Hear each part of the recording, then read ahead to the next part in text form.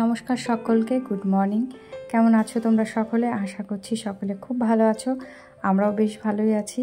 With সুমনার নতুন একটা ব্লগে সকলকে অনেক অনেক স্বাগত জানাই। সংসারের কাজ তো আমরা সবাই করি, যারা গৃহবধূরা আছি সংসারের কাজ তাদের প্রতিনিয়ত করতে হয়। তবে গুছিয়ে করলে কি হয়, ভালো আর খারাপ তা সুন্দরভাবে হওয়া আর কোনো রকমে হওয়া, এর মধ্যে কিন্তু অনেক পার্থক্য আছে। আর সুন্দর গুছিয়ে কাজ করা বা পরিপাটি কাজ করার মধ্যে অনেক অভিজ্ঞতা লাগে।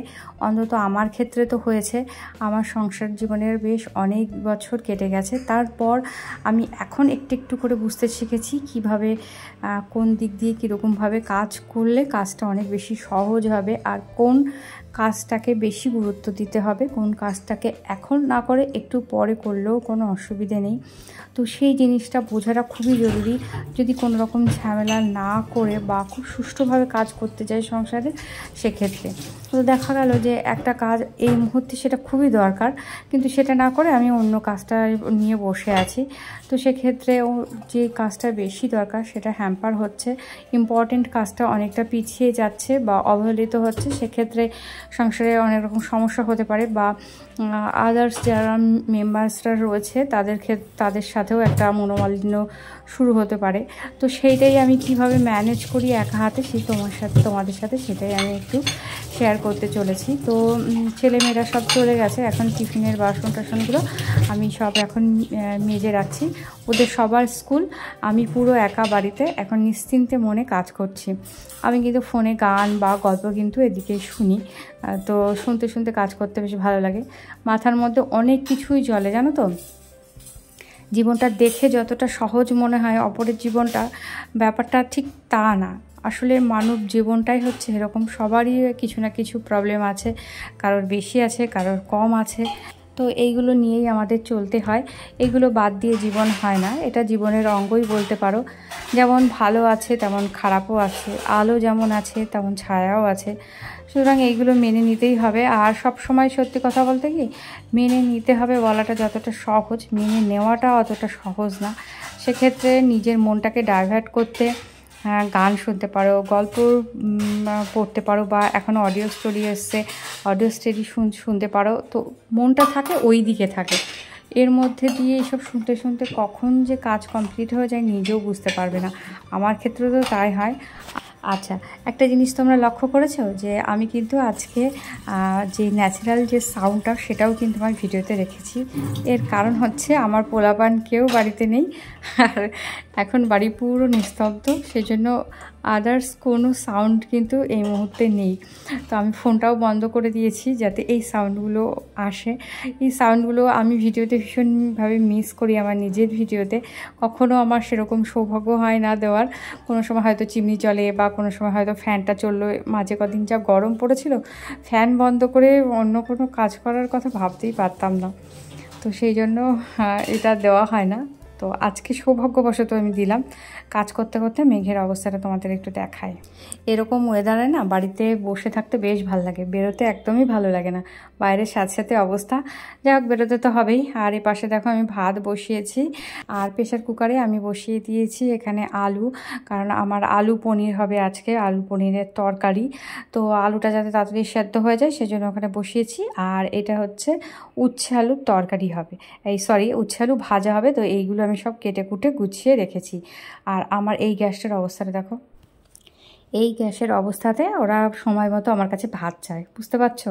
এটার জোর অবশ্য অনেকটা বেশি হয়, এটার জোর একদমই নেই।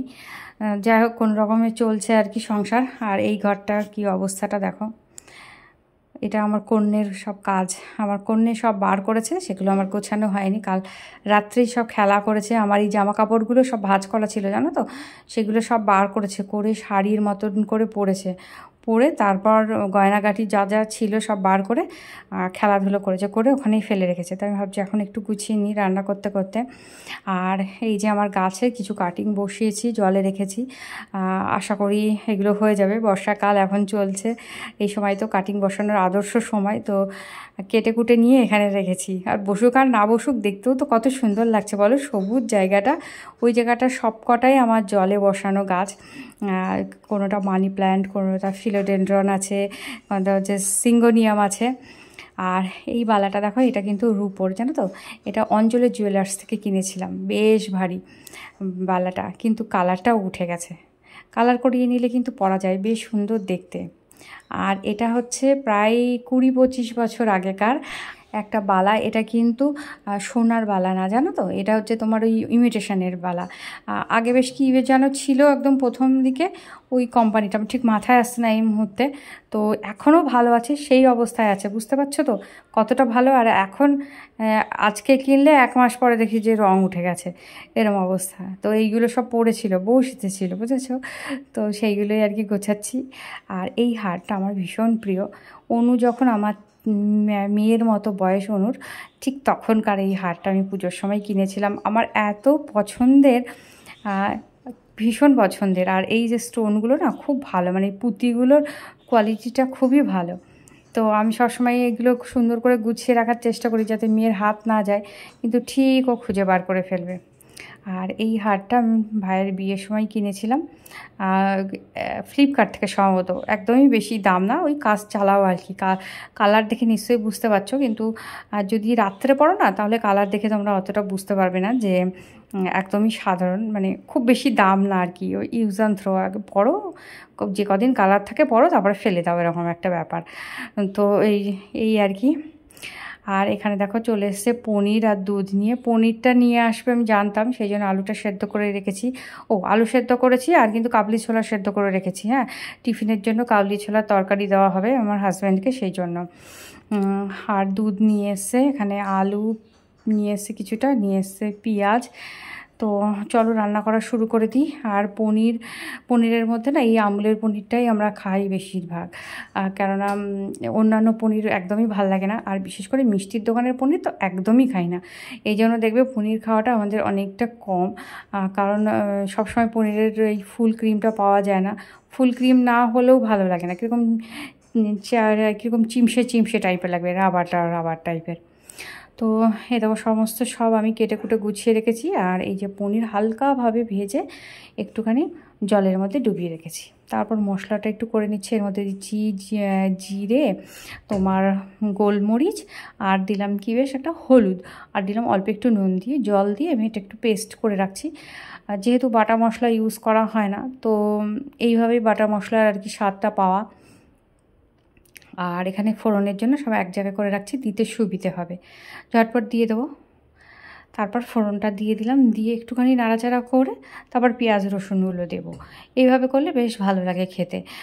মাছটা হয়তো আমাদের খুব বেশি হয় না, কারণ আমরা খুব বেশি মাছ পছন্দ করি না। বিশেষ করে আমার যদি রেগুলার মাছ রান্না করতে বলো না, আমি করতে পারবো না, আমার এত গন্ধ লাগে। আর এই বর্ষাকালে ইলিশ মাছ নিয়ে আসে তো, আর ইলিশ মাছ যদি বেশি বেশি করে নিয়ে আসে, আমি ভীষণ রেগে যাই। যখন নিয়ে আসে তখন খেতে খুব ভালো লাগে, বা তার পরের দিনও ভালো লাগে। তারপরে যদি সেই গন্ধটা আমি 2 থেকে 3 দিন পাই, তাহলে আমি আর সহ্য করতে পারি না, আমি নাকে কাপড় দিয়ে রান্নাঘরে যাই। তো খুব বেশি মাছের ভক্ত না, অনেক দিন পর পর আনলে বেশ ভালো লাগে, কিন্তু মেয়ের জন্য একটু ঘন ঘন আনি। তো যাই হোক, কথা বলতে বলতে অনেকটা কাজ এগিয়ে ফেললাম। আর টুকটাক যেগুলো মাজার ছিল সেইগুলো মেজে ঘষে রাখলাম। আর এটা দেখো, এটা হচ্ছে আলু সেদ্ধ করার জল। তো এটা ফেলবো না, এটাতে অনেক বেশি পুষ্টিগুণ আছে। আর আগে আমরা ছোটোবেলায়, মানে তখন তো অতটা বুঝতাম না, তখন ভাবতাম হয়তো আলুতে অত বেশি পুষ্টিগুণ নেই, কিন্তু প্রত্যেকটা সবজির মধ্যেই তার আলাদা আলাদা গুণাগুণ আছে, যেটা প্রত্যেকটাই খাওয়া ভালো। এবং কোনো কিছুই বেশি বা কোনো কিছুই একেবারেই খাবো না, এটা ঠিক না, তাই না? তো যাই হোক, এবার ফুটে উঠলে একটুখানি পনিরগুলো দিয়ে দিলাম। আর এই পনির আমাদের বাড়িতে আমার ছেলে যেমন ভালো খায়, আমার মেয়ে তেমন ভালো খায়। মেয়ে আগে একদমই খেতে চাইতো না, কিন্তু ওই কিন্তু বলেছে বাবাকে যে বাবা আমি পনির খাবো, সেই জন্যই আর কি পনিরটা এনেছে।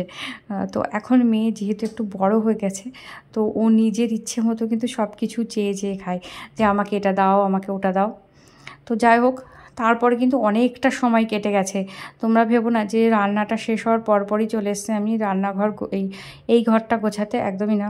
আমার মেয়েকে নিয়ে একটু পড়াতে বসেছিলাম, স্কুল থেকে ফিরেছে, তারপর ওর এক্সাম মানে একদম মাথার কাছে চলে এসছে।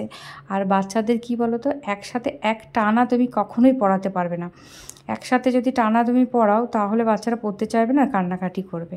তো সেই জন্য ওই সুযোগটাতে আমি একটুখানি ভাবলাম তাহলে সব কাজকর্ম যখন হয়ে গেছে ঘরটা পরে গোছাবো, ওটা থাক। আগে আমার মেয়ের কাজটা মানে পড়ানোর কাজটা আমাকে আগে করতেই হবে, না হলে মানে এটা তো আমার কাছে বেশি জরুরি না। বাচ্চাদের পড়াশুনো, বাচ্চাদের খাওয়া দাওয়া, তাদের সমস্ত সব কিছু নজরে রাখা, এটা মা হিসেবে সবার প্রথমে এই কাজটা আমার আসে। তো ঘর গোছানোটা একটুখানি সাইড করে রেখে মেয়েকে পড়িয়ে টড়িয়ে নিয়ে এসে তারপর আমি ঘর গোছাতে চলে আসলাম। আর মাঝখানে দেখলে মেয়েকে নিয়ে একটু হাঁটাহাঁটি করছিলাম। আসলে এত জোরে একটা মেঘ ডাকলো আর মেয়ে একদম কেঁদে দৌড়ে এসে আমাকে জড়িয়ে ধরেছে। ওকে কি বলবো, আমি নিজেই কেঁপে উঠেছিলাম। তো বেশ খানিকক্ষণ নিয়ে ওকে একটু হাঁটাহাঁটি করছিলাম, বেশ ভয় পেয়ে গেছে। আর এটা আমার সোনা প্রজেক্ট করেছে জানো তো। আর এই যে মানুষগুলো আমি কেটে দিয়েছি, কিন্তু কালার কিন্তু ও করেছে। এত সুন্দর মেয়েটার হাতের কাজ আমার খুব ভালো লাগে, আর আমি খুব অ্যাপ্রিসিয়েট করি, আর সেই জন্য ও আরও বেশি বেশি করে করে। আর এই পর্দাগুলো আমি কিনেছি তোমার ডাইনিংয়ের জন্য, সাজাবো। অবশ্যই তোমাদের সাথে শেয়ার করব। একটা মেকওভারের ইচ্ছা আছে, না হলে এখনই এটাকে টানিয়ে দিতাম, কিন্তু এখনই টানাবো না। আরও কিছু কেনাকাটি আছে, সেইগুলো একসাথে করে একটা মেকওভার যখন শেয়ার করব, মানে পুরো একটা আলাদা ভিডিও করব, সেরকমই ইচ্ছে আছে আর কি। তো চলো বন্ধুরা, আজকের ভিডিওটা আমি এখানে শেষ করছি। আশা করছি তোমাদের ভালো লেগেছে। ভালো লাগলে প্লিজ লাইক, কমেন্ট, শেয়ার করে দিও আর পাশে